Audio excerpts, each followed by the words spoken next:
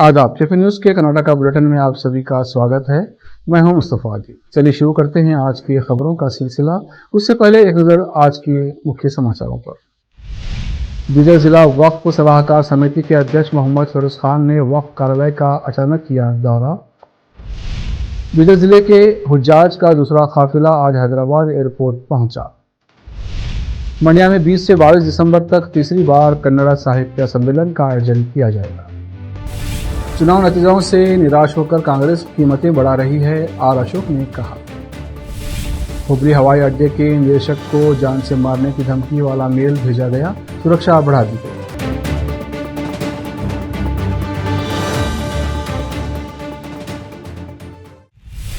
समाचारों का सिलसिला शुरू करते हुए देखते हैं समाचार विस्तार से। बीदर जिला वक्फ कार्यालय का बीदर जिला वक्फ सलाहकार समिति के अध्यक्ष मोहम्मद फिरोज खान ने अचानक दौरा किया और कार्यालय के अधिकारियों और कर्मियों के कामकाज का जायजा लिया। मोहम्मद फिरोज खान का ये बीदर में सोमवार को राज्य के हाउसिंग माइनॉरिटी और वक्फ मिनिस्टर बीदर जमीर अहमद खान के वक्फ अदालत के आयोजन के बाद पहला दौरा है। इस दौरान मोहम्मद फिरोज खान ने अधिकारियों को लोगों की शिकायतों पर ध्यान देने और कार्य को जिम्मेदारी से करने की सलाह दी। कैमरामैन पपुराज का कवरेज। बीदर जिले से इस साल हज 2024 के लिए लगभग 280 आज़मीन हज के लिए सऊदी अरब रवाना हुए थे, जो हज के अरकान पूरे करने के बाद सोमवार को बीदर जिले के हाजियों का पहला काफिला हैदराबाद के राजीव गांधी एयरपोर्ट पर पहुंचा, जिसका स्वागत कर्नाटक हज समिति के सदस्य सैयद मंसूर खादरी और बीदर जिला अंजुमन खादिमुल हुज्जाज के सदस्य मोहम्मद गौस कुरैशी, मोहम्मद शरीफ, मोहम्मद वाजिद और सैयद आसिफ हुसैन ने किया।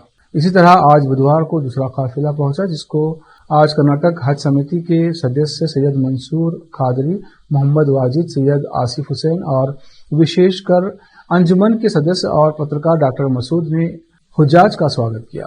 इस मौके पर एक अब्दुल रज़ाक नामी हाजी और अब्दुल्ला मास ने बताया कि हज बहुत ही आसानी से हुआ, कुछ कठिनाई का सामना करना भी पड़ा, लेकिन यात्रा बहुत ही सुगम और सफल रही। बिस्मिल्लाहिर्रहमानिर्रहीम।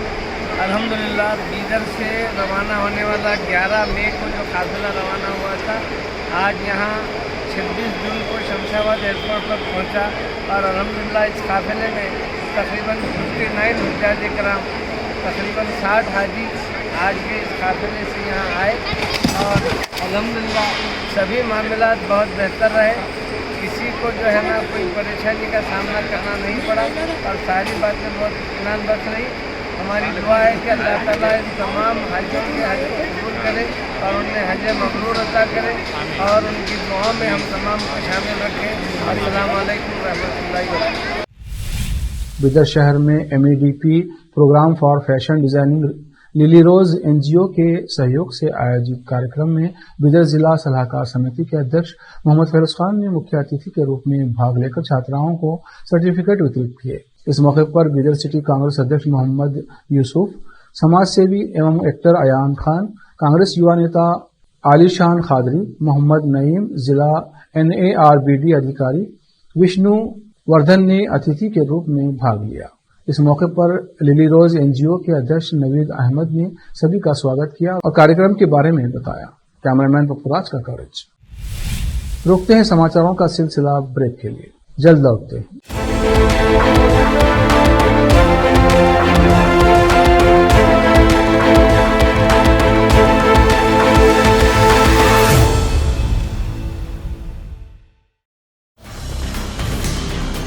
हिंदुस्तान के हर कोने में हम हैं मौजूद।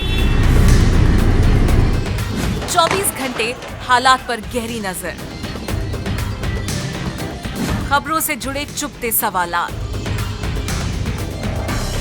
और आपको दिखाता है धार्मिक, सामाजिक, राजनीतिक, लोकल और इंटरनेशनल न्यूज की सबसे बेहतर कवरेज, जो आपको रखती है हर पल बाखबर। देश और दुनिया भर की खबर के लिए देखते रहें KP News 24/7। Noor education trust Bidar की ओर से चलाए जाने वाला नूर M.Ed and B.Ed college Bidar, recognized by NCTE Delhi and affiliated to Bidar University Bidar. Admission are open for the academic year 2023-24 विशेषज्ञ और सक्षम शिक्षकों द्वारा शिक्षा प्राप्त करने के लिए नूर एमएड एंड बीएड कॉलेज में दाखिला लें और शांत वातावरण में शिक्षा प्राप्त करें। बीदर शहर में बेहतर शिक्षा का एकमात्र केंद्र Noor MEd and BEd college, Shahpur gate, Bidar. Phone numbers 9945283920, 8482221297। Hindustan के हर कोने में हम हैं मौजूद। 24 घंटे हालात पर गहरी नजर, खबरों से जुड़े चुपते सवालात और आपको दिखाता है धार्मिक, सामाजिक, राजनीतिक, लोकल और इंटरनेशनल न्यूज की सबसे बेहतर कवरेज जो आपको रखती है हर पल बाखबर। देश और दुनिया भर की खबर के लिए देखते रहें केपी न्यूज 24/7।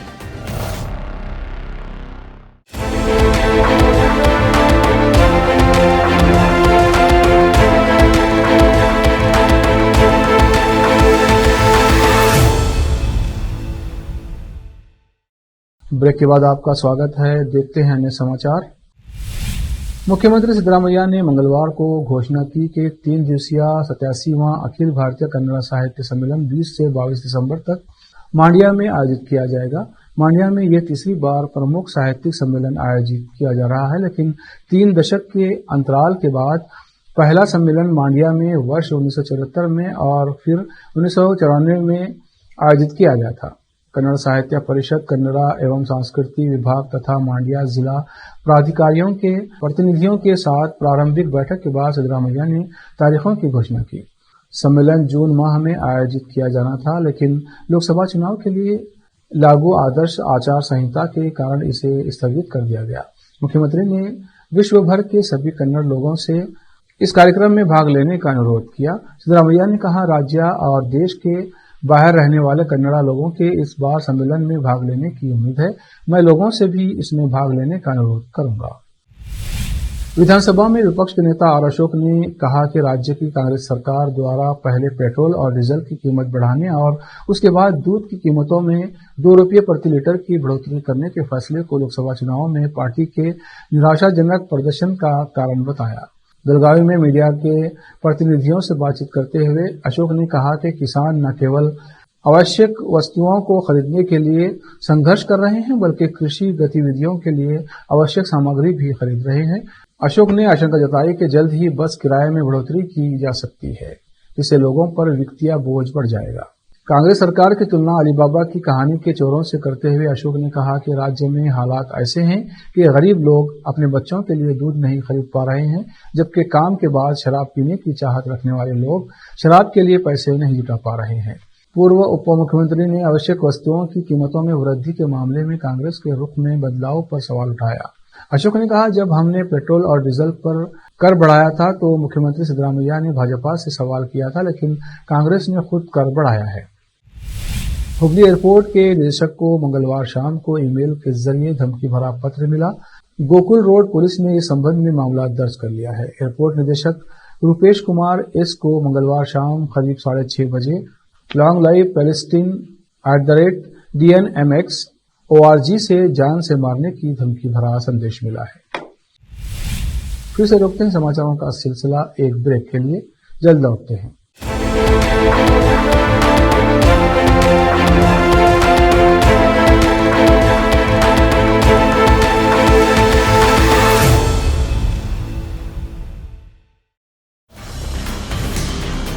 हिंदुस्तान के हर कोने में हम हैं मौजूद। 24 घंटे हालात पर गहरी नजर, खबरों से जुड़े चुपते सवालात और आपको दिखाता है धार्मिक, सामाजिक, राजनीतिक, लोकल और इंटरनेशनल न्यूज की सबसे बेहतर कवरेज जो आपको रखती है हर पल बाखबर। देश और दुनिया भर की खबर के लिए देखते रहें KP news 24/7। Noor education trust Bidar की ओर से चलाए जाने वाला Noor MEd and BEd college Bidar, recognised by NCTE Delhi and affiliated to Bidar university Bidar. Admission are open for the academic year 2023-24।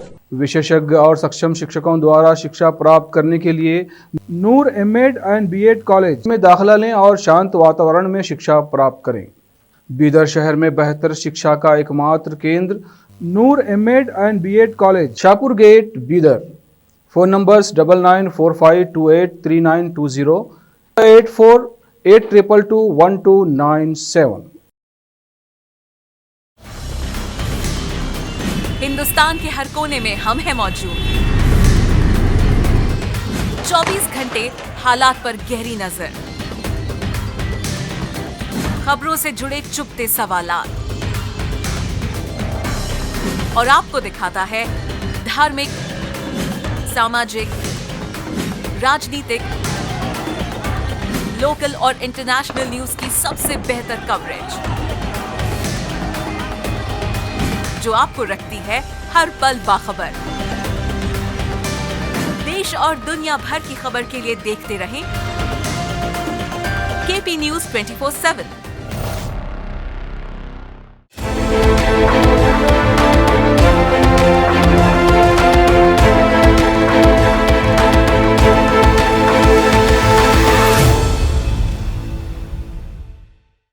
Break के बाद आपका स्वागत है। देखते हैं समाचार। गृह मंत्री डॉक्टर जी परमेश्वर, जो इंजीनियरिंग और मेडिकल कॉलेजों का भी संचालन करते हैं, उन्होंने मंगलवार को यहां प्रधानमंत्री नरेंद्र मोदी पर नीट अनियमितताओं पर उनकी चुप्पी के लिए कटाक्ष किया। जबकि कांग्रेस अध्यक्ष मल्लिकार्जुन खड़गे ने इस मुद्दे को उठाया है। उन्होंने आरोप लगाया कि मोदी द्वारा इस मुद्दे की अनदेखी करने से देश भर के छात्राओं का भविष्य खतरे में पड़ गया है। उन्होंने कहा, क्या दोबारा परीक्षा कर कोई अंतिम निर्णय नहीं लिया जाना चाहिए? क्या दोषियों को दंडित नहीं किया जाना चाहिए? ये सब प्रधानमंत्री या संबंधित मंत्री द्वारा जिम्मेदारी से तय किया जाना चाहिए। इंजीनियरिंग और मेडिकल कॉलेजों में अब तक प्रवेश शुरू हो जाना चाहिए था, लेकिन बच्चे भ्रमित हैं, उनके भविष्य का क्या होगा? आपातकाल के मुद्दे पर भाजपा द्वारा कांग्रेस को घेरने पर डॉक्टर परमेश्वर ने भगवा पार्टी को देश की जनता के ज्वलंत मुद्दों पर ध्यान देने का सुझाव दिया।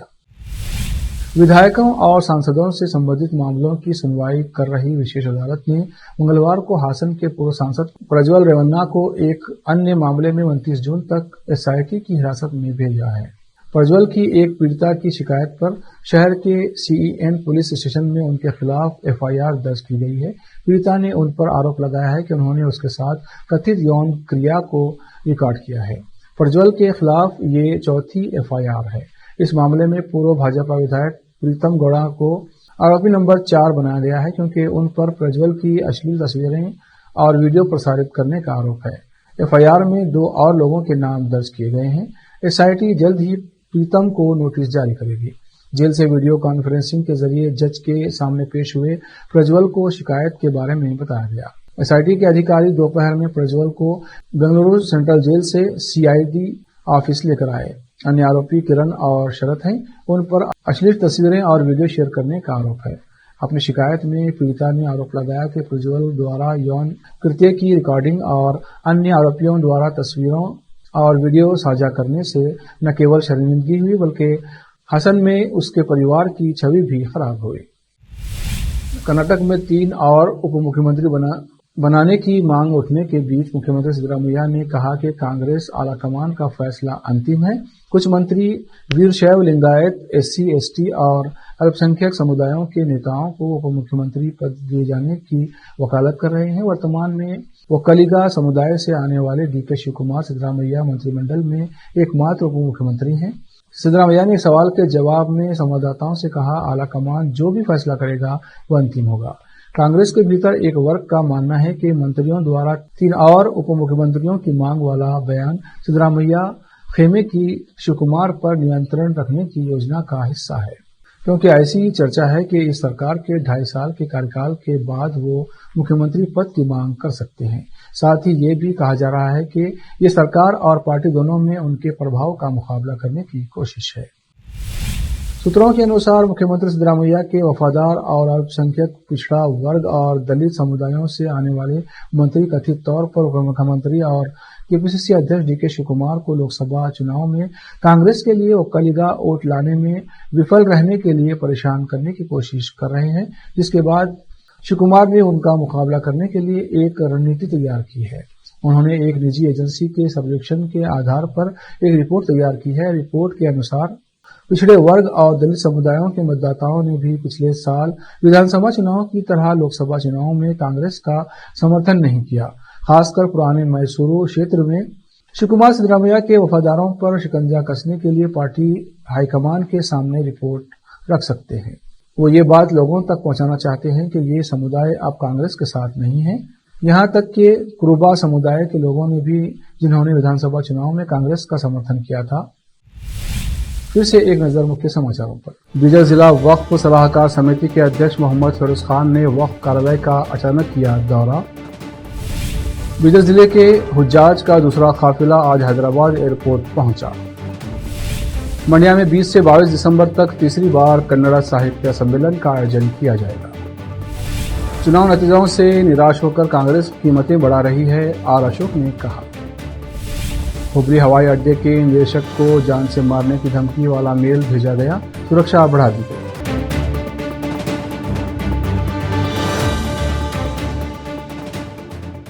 केपी न्यूज के कर्नाटका के बुलेटिन में आज इतना ही। आप देख रहे थे केपी न्यूज का कर्नाटका बुलेटिन।